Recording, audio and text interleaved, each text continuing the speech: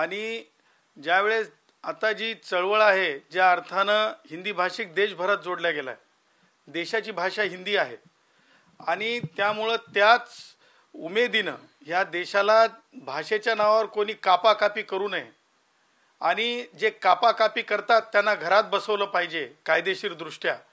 ह्या सगळ्या गोष्टी लक्षात घेता आज हिंदी भाषिक म्हणजे 9 वर्ष जे पार्लमेंटमध्ये हिंदी भाषेच्या संबंधाने जे हे राहिलेत, मार्गदर्शक राहिलेत, सलाहकार राहिलेत, डॉक्टर पारसनाजी तिवारीजी, त्याचबरोबर ॲडव्होकेट सुरेंद्र मिश्राजी जे की शिक्षक संघटनेचे प्रमुख आहेत, त्याचबरोबर ॲडव्होकेट वरुण पांडेजी आहेत.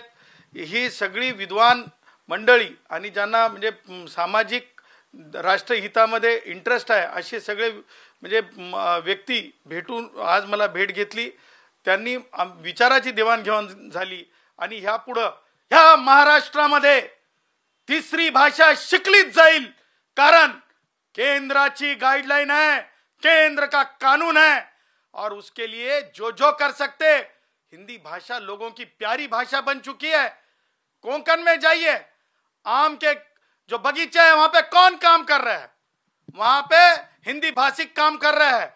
वहां पे देश के ही नहीं बल्कि नेपाल से आए हुए भी हिंदी भाषिक हिंदू राष्ट्र मानने वाले लोग भी काम कर रहे हैं. त्याच्यामुळे आज मला प्राखऱ्यानं 2 गोष्टी तुमच्या समोर ठेवायच्यात. उद्धव, घरातल्या आरशात बघा. मला प्रश्न उपस्थित करायचा आहे, त्याचं उत्तर अपेक्षित आहे उद्धवकडून की विनय शुक्लाजी शिक्षक आहेत हिंदी भाषेचे, ते कुणाला शिकवतात उद्धव? विनय शुक्लाजी जे हिंदी भाषेचे शिक्षक आहेत ते कुणाला शिकवतात उद्धव? त्यांच्या मातोश्री निवासस्थानातल्या आरशात बघून उद्धवनं खरोखर खरं बोलावं, माध्यमांच्या समोर येऊन उत्तर द्यावं असा प्रश्न मी उपस्थित करतो. त्याचबरोबर आज राष्ट्रहिताची आणि राष्ट्रीय एकात्मतेची बाब बनली आहे हिंदी भाषा आणि त्या भाषेच्या नावावर तोडायला निघाल्यांना मला सांगायचं आहे, महाराष्ट्रामध्ये 11 करोड लोक आपण मोजशीर गणतीमध्ये पकडूत, त्याच्यापैकी 2 कोटी लोक हिंदी भाषिक आहेत. सरकार आणि विरोध करणाऱ्यांनो, काँग्रेस्यांनो, तुम्ही लक्षात घ्या, 2 कोटी लोक उद्धव, 2 कोटी लोक हिंदी भाषिक आहेत आणि त्याचबरोबर तुम्हाला सांगतो 7 कोटी लोक मॉडरेट आहेत, म्हणजे बहुभाषिक होण्यास इच्छुक आहेत. म्हणजे 11 कोटीतले 9 कोटी लोक हे जे आहेत हिंदी भाषेला विरोध न करणारी आहेत आणि 2 कोटी लोकांमध्ये सुद्धा जे तांदळातल्या खड्यासारखे उद्धव ठाकरे आणि राज ठाकरे सारखे लोक आहेत, जे या देशामध्ये म्हणजे जे एका प्रकारे भाषेच्या नावावर जे आहे अनागोदी आणायला पाहत आहेत. तुम्हाला सांगायचंय राज ठाकरे, एक गोष्ट लक्षात ठेवा, मालदीव सारख्या देशामध्ये आता माध्यमांनी सुद्धा ही गोष्ट प्राकाराने सांगितली पाहिजे, मालदीव ह्या देशामध्ये हिंदी भाषा कंपल्सरी झालेली आहे. मालदीव या देशामध्ये हिंदी भाषा कंपल्सरी झालेली आहे.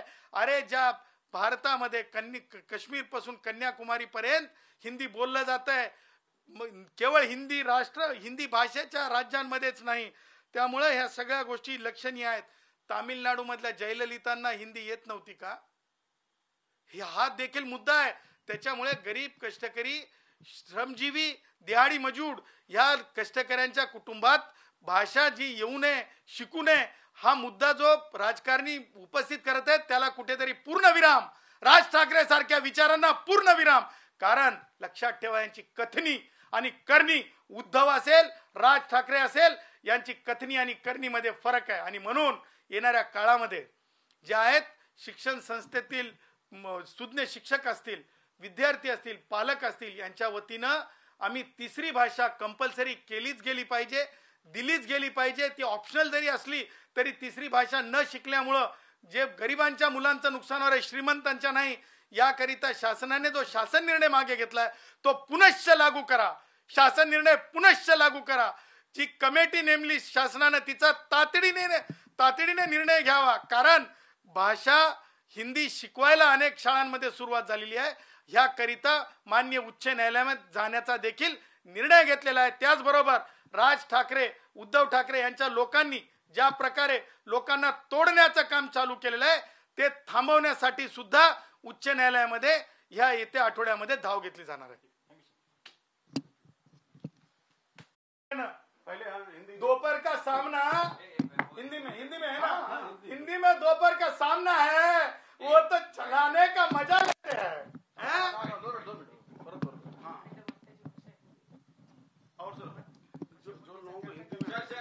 पुढच्या आठवड्यामध्ये तुम्ही कोर्टामध्ये याबाबत याचिका दाखल करताय, काय म्हणाल? आणि दुपारच्या सामन्याबद्दल तुम्ही नुकतंच एक महत्त्वाचं विधान केलंय, ते काय आहे? हे पहा, लक्षात घ्या की येत्या आठवड्यामध्ये तिसरी भाषा जी ऐच्छिक आहे, केंद्रीय म्हणजे गाईडलाईन नॅशनल एज्युकेशन पॉलिसी प्रमाणे ती काही राजकीय वितृष्टेपोटी दबाव गट निर्माण करून शासनाला माघार घ्यायला लावली।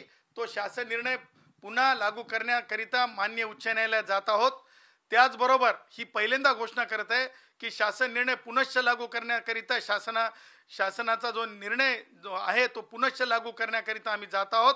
त्याचबरोबर उद्धव ठाकरे आणि राज ठाकरे यांची जे गुंड प्रवृत्तीची जी कार्यकर्ते आहेत आणि राज ठाकरेची जी विधान आहेत, जी कथनी आणि करणी कशी असावी, कसे व्हिडिओ करावेत, या सगळ्या संबंध बाबी घेऊन उच्च न्यायालयात जाणार आहोत राज ठाकरे आणि उद्धव ठाकरेवर कारवाई व्हावी म्हणून। आणि त्याचबरोबर जो प्रश्न तुम्ही विचारलेला आहे मला की दोपहर का सामना, मला हे सांगा घरामध्ये शिक्षक जे विनय शुक्ला जी आहेत की नाही हिंदी शिकवायला, ते उद्धव ठाकरेने जाहीर करावं। त्याचबरोबर हिंदी कुणाला कुणाला शिकवतात ते उद्धव ठाकरेने जाहीर करावं। त्याचबरोबर दोपहर का सामना क्या बात है भाई उद्धव, अरे लोगों को तो बोलते हो कि हिंदी मत पढ़ो और हिंदी भाषा का पेपर तो चलाते हो, उसके कमाई भी तो करते होंगे ना, भाषा के नाम पे जो है कमाई करते हो, अखबार बेचते हो, लोगों को पढ़ने को बोलते हो, तो हिंदी पढ़ने के लिए हिंदी बचपन से पढ़ना जरूरी नहीं है क्या? ये किसे भूलभुलैया कर रहे हो? ये भूलभुलैया करणारा उद्धव ठाकरेंचा विचार आहे, स्पष्ट विचार नाही, हे आम्ही डंकेकी चोट पे सांगतो। आणि हिंदी आता ही अखंड भारताची राष्ट्रभाषा आहे। हिंदी महाराष्ट्रात शिकवायला सरकारकडे विनवणी करणार, न्यायालयात डंकेकी चोट पे जाणार। हिंदी महाराष्ट्रात शिकलीच पाहिजे, शिकवलीच पाहिजे, डंके की चोट पे हिंदी पढ़ेंगे, पढ़ाएंगे और पढ़ने लगाएंगे।